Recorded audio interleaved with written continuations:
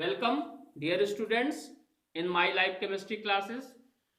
आज हम आप लोगों को किसी भी यौगिक में किसी तत्व की ऑक्सीकरण संख्या निर्धारण की सरल विधि का अध्ययन करेंगे, बताएंगे कि किस तरह से सरल विधि द्वारा हम ऑक्सीकरण संख्या का निर्धारण कर सकते हैं। उसके लिए मैंने कुछ टिप्स यहाँ पर पहले से ही लिख दिए हैं। इन टिप्स को आप याद कर लीजिए तो ऑक्सीकरण संख्या आसानी से निकल सकता है। चलते हैं हम अपनी वीडियो में।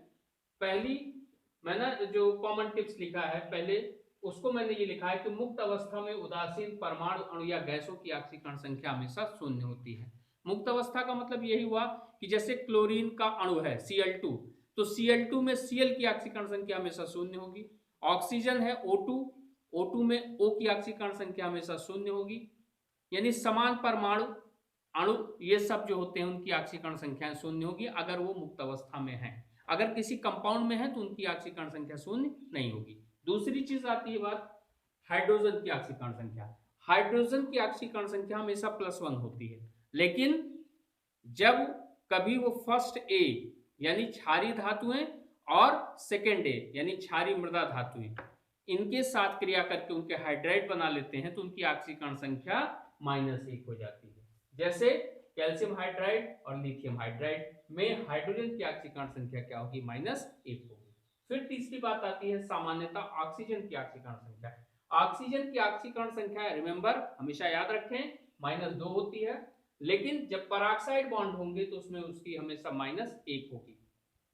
फिर सुपर ऑक्साइड जब कभी बनेंगे तो वहां पर ऑक्सीजन की ऑक्सीकरण संख्या -12 होगी। फिर देखिए एल्कलिक मेटल यानी क्षारीय धातुएं जिसको फर्स्ट एक एलिमेंट कहते हैं, इनकी ऑक्सीकरण संख्या हमेशा +1। और एल्कलिक अर्थ मेटल यानी जिसको हम क्षारीय मृदा धातुएं कहते हैं यानी सेकेंड ए के, इनकी ऑक्सीकरण संख्या हमेशा +2 ही मानी जाती है। फिर किसी संकर यौगिक में उदासीन लिगेंड्स की ऑक्सीकरण संख्या हमेशा 0 होती है। जैसे मैंने एक उदाहरण दिया NiCO4 में CO एक लिगेंड्स है, ठीक, ये उदासीन है, इसकी ऑक्सीकरण संख्या हमेशा 0 मान करके ही इसको हम निकालेंगे। इसी तरह CuNH3 का होल 4 SO4, तो यहां पर जो है NH3 एक उदासीन लिगेंड से, इसकी भी ऑक्सीकरण संख्या 0 होगी। अब बात आती है halogen. Halogen chlorine, bromine, iodine, fluorine, ये हैलोजेंस कहलाते हैं। इनकी ऑक्सीकरण संख्या हमेशा -1 मान करके गणना करते हैं। इसके साथ साथ एक पॉइंट मैंने जो यहाँ पर लिखा नहीं, उसको इस तरह से कह सकते हैं कि किसी भी कंपाउंड में उपस्थित तत्वों के ऑक्सीकरण संख्याओं का बीजगणितीय योग क्या होता है? 0 होता है। उसी 7th पॉइंट को लेकर के अब हम कुछ गिवन एग्जांपल्स दे रहे हैं, उसको मैं निकाल रहा हूं। जैसे K2Cr2O7 पोटेशियम डाइक्रोमेट, इसमें Cr क्रोमियम की ऑक्सीकरण संख्या निकालनी है। तो तरीका क्या होता है? सबसे पहले जो एलिमेंट के साथ number of atom or molecules लगे हुए हैं, नंबर ऑफ एटम्स, उन संख्याओं को पहले लिख लेते हैं। जैसे हमने 2 कर दिया, oxidation number of K +2 oxidation number of Cr +7 oxidation number of oxygen. अब मैंने 7th पॉइंट जो बताया कि इन सबके ऑक्सीकरण संख्याओं का एल्जेब्रिक जो सम होगा यानी बीजगणितीय योग जो होगा वो 0 होगा, यानी इस पर कोई चार्ज नहीं है, इसलिए इसको क्या कर देंगे? 0। अब हमने कहा कि फर्स्ट जो है वो एल्कलिक मेटल है, यानी इसकी ऑक्सीकरण संख्या +1 होगी, तो 2 + 1 + 2। अब हमको Cr का निकालना है, क्रोमियम का निकालना है, तो उसकी जगह हम X रिप्रेजेंट कर देंगे, X लिख देंगे, +7। अब ऑक्सीजन का ऑक्सीकरण संख्या हमने बताया था कि हमेशा -2 होता है, तो इसका -2 करके = 0 कर देंगे।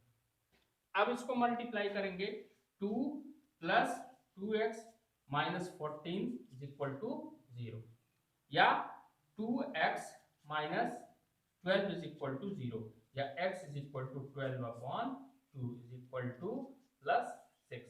इस तरह से हम देखते हैं कि पोटेशियम डाइक्रोमेट यानी K2Cr2O7 में Cr क्रोमियम की ऑक्सीकरण संख्या क्या आती है? +6 आती है।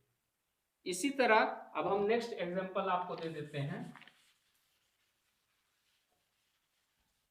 नेक्स्ट एग्जांपल देते हैं H2SO4।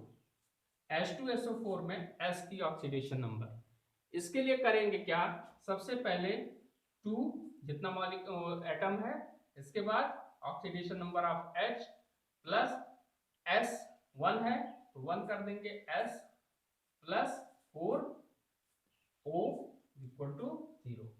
अब H का हमेशा +1 होता है, मैंने पहले टिप्स में बता दिया, प्लस S की जगह हमने X मान लिया और plus 4 minus 2 is equal to 0। तो 2 plus X minus 8 is equal to 0, X minus 6 is equal to 0, X is equal to plus 6। इस तरह से हमने देखा कि H2SO4 में S की ऑक्सीडेशन नंबर क्या आता है, +6 आता है। एक एग्जांपल मैं और दूंगा, जैसे मैंने कहा KMnO4 में Mn की ऑक्सीडेशन नंबर, तो सिंपल सी चीज है कि यहाँ पर नंबर ऑफ एटम क्या है, 1 है, तो 1 multiply by K plus Mn को 1 है इसलिए हमने Mn कर दिया, प्लस 4 ऑक्सीजन है इक्वल टू 0।